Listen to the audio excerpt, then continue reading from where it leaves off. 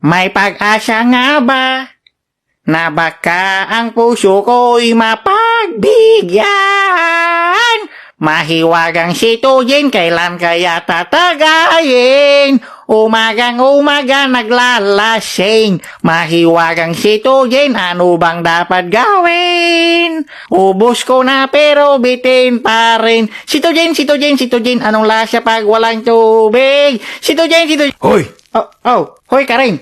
natatandaan mo ba ako? Hindi. Bakit hindi?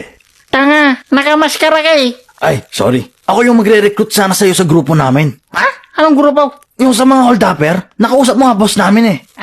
Yung dinala mo ko sa madilim na lugar. Oo, Yung boss mo, yung matabang lalaki na naka-red. oo. Yung nag-chat pa tayo, tapos kinumport nyo ako kasi ang tagal akong sagutin ni Aubrey. Tapos sabi mo, ako na lang kasi pre. Wait. Walang nangyaring ganyan ha. Ay, sorry, baka iba yun pre. Dahil sa katangahan mo, tinanggal ako sa trabaho.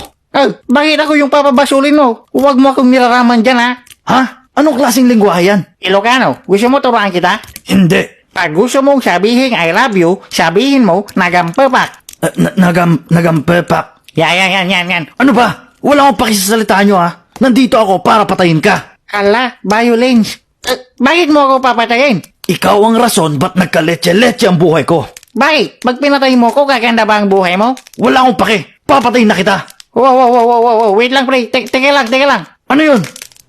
Ano na ulit title ng kantang yun? Anong kanta? Yung kanta ng bunay, bawat araw ay magsasaya sa tabi ng trupa ko.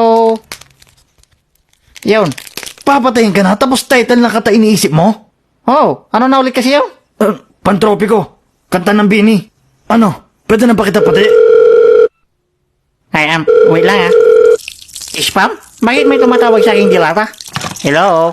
Hello, this is Charles from BSM. Pwede po ba? Charles? Bakit nakalagay dito pangalan mo, Spam? Nickname ko kasi yan, sir. Okay. Yes, sir. Anyway, ito pa ba si Mr. Douglas? Yes, Tokining. Ay, hello, sir. Gusto ko lang sabihin na nagkaroon kami ng giveaway and isa kayo sa masiswerteng nanalo. Giveaway? Yes, sir. Narinig mo yung pre? Ano yun? Nanalo daw ako sa papremyo nila. Di naman totoo yan eh. Scammer yan. Ano ba? Why are you so very nigga, Tib? Congratulations, sir. Thank you, pre. Bali, kailangan lang namin ng full name nyo. Ano po apelyido nyo, sir? Apelido? Ano na ulit yun? Sir? Wait lang, pre, ano na ulit apelido ko? Aba, ewan ko sa'yo. Apelyido mo, di mo alam? Di ko maalala eh. Paano hindi? Uminom kasi kami kaninang almusal. Paglasing kasi ako, nakakalimutan ko yung mga ibang bagay. Kaya pumunta ako sa doktor last week, mga 3:30 PM sa tabi ng plaza. Sinabi ko, Dok, tulong, wala akong maalala pag nalalasing ako. Tapos sabi ng doktor, Sir, iwasan mo na mag-inom para hindi masira ang utak mo. Sabi ko naman, Dok, anong pake mo? Ayun, di na ako pinabalik. Ayaw pala, Tumagay, apelyido ko pre, Tumagay. Okay po, sir. Sa tingin ko walang mali sa memorya mo eh. Sadyang bona ka lang. Sir, bali kailangan po namin ng number nyo para madali po namin kayo mag-contact. Gonggong ka ba? Tumawag ka sa akin tapos di mo alam yung number ko?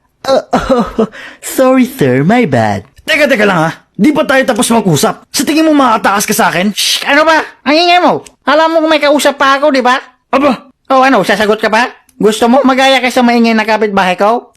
Iba na lang kasi hindi ko talaga siya kaya.